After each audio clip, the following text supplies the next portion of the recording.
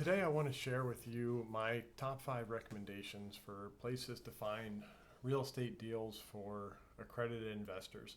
Hi everyone, this is Dr. Danny, the multifamily MD. I am a practicing full-time family medicine physician with an interest in wealth building and a focus on passive investing in real estate as a way to achieve financial freedom.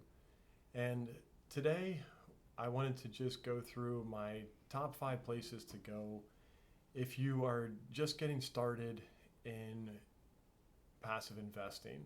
So, this is a question I get from a lot of my colleagues is, well, first off, they ask me, what is a syndication? And we have a separate video on that. But then the next question, after you've kind of wrapped your mind around this idea of investing passively into real estate is, all right, well, how do I go out and find one of these deals to invest in? And then also, how do I vet that deal? So, what I would say is my number one way to find deals is networking. And I know, a lot of people aren't going to like that answer.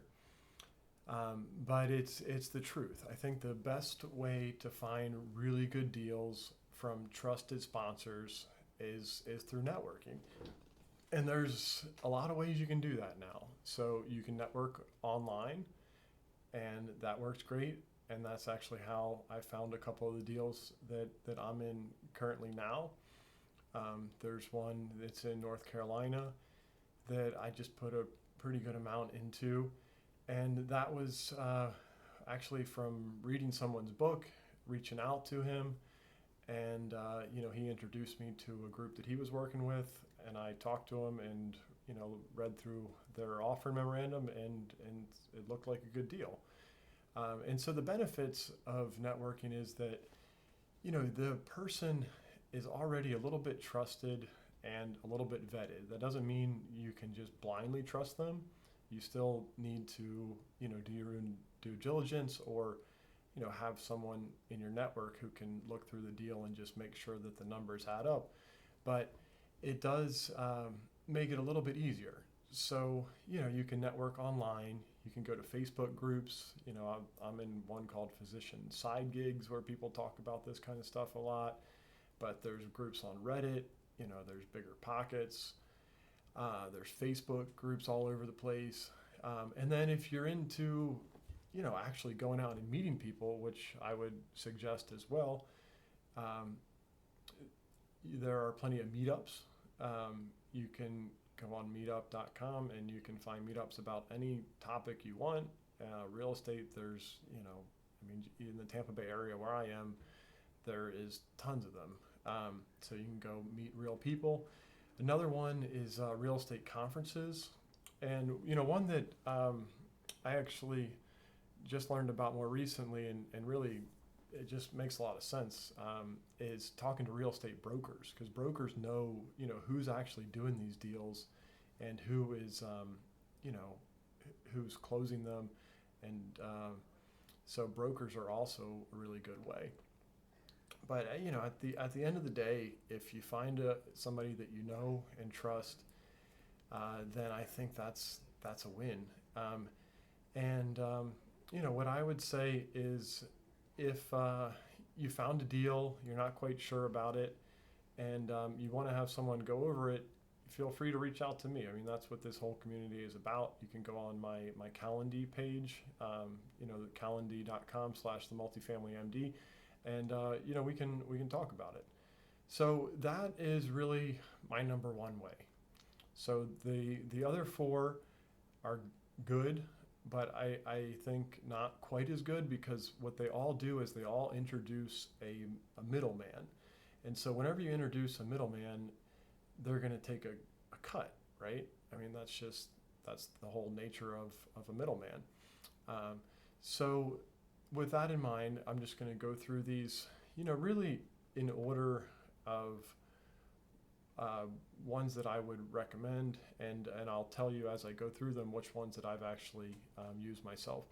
So the second on my list is CrowdStreet.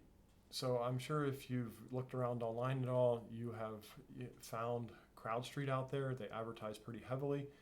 But they do a good job, and what they do is they accept submissions for syndications from people all over the country, and then they filter out those submissions, and they say, okay, this looks like a good deal, this looks too good to be true, and they basically do all the due diligence and vetting, and only 5% of the deals that they have submitted to them make it onto their website. So as the end user, what you see is you see kind of the cream of the crop that made it through their filter, and you go on their website and it's super easy to navigate, and you can find something that makes sense to you.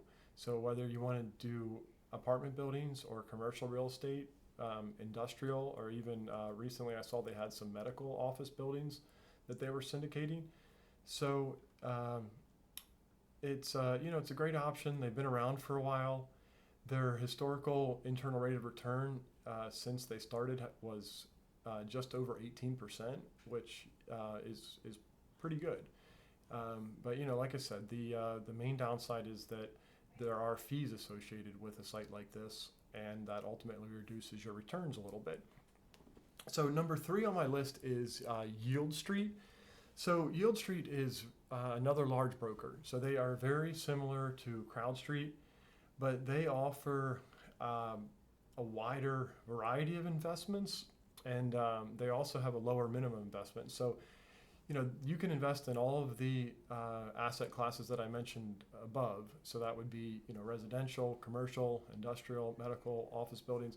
But then they also have some really interesting options where you can invest in a fund that buys art, or you can also invest in a fund that does loans. So that can be short-term loans for real estate. I saw one on there when I was doing some research that they were doing something with motorcycle loans. So there's a lot more options, and some of these loan options are much shorter term. So you're not tying your money up for 3 to 5 years. You're tying your money up for a few months. And then also I saw they have a cryptocurrency fund. So that was pretty interesting. And also, like CrowdStreet, they also do vet their deals. They've been around since 2015, so they have a pretty long track record. One negative I did notice about them when I was clicking through their site is that, sometimes it was hard for me to figure out what is a syndication and what is a REIT. So a REIT is a real estate investment trust, and the reason that matters is that on REITs you will be taxed a lot more heavily because they're taxed as ordinary income, whereas syndications are taxed much differently, and because you're technically an owner of that property, you can take advantage of depreciation. So you're talking about 25 to 30% effective taxes versus 5% or less typically on syndications. So that was a little annoying just navigating. It was hard to tell. One other benefit is that their minimum investment is in general lower than CrowdStreet, so it was about $10,000 for a lot of them. So number 4 on my list is not for everyone, so I'm just going to throw that out there. This company is called RealT, and they are a cryptocurrency based platform where you invest in tokenized real estate. So if that is all totally Greek to you, that's okay. The reason I put this in here is really because I think that this is going to be the future, because going through and being a passive investor and filling out all this paperwork, it's a huge pain. And there are lots of middlemen, and there's accountants involved, and there's lawyers, and it's just it's not a nightmare, but it's like it's a lot of paperwork. Some companies make it way easier, some of them make it a little harder. But what RealT does is you can buy fractional shares. Right now in the US, you do have to be an accredited investor. But you can go on there and they have, different properties up. Most of them tend to be around Detroit for some reason. So it's still kind of a little niche market. But you can go on there and you can say, okay, I want to buy $100 worth of this duplex in Detroit. And you can do that. And you get,